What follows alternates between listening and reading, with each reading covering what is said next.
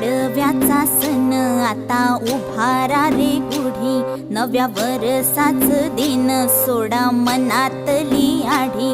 गेलं साली गेली आढी आता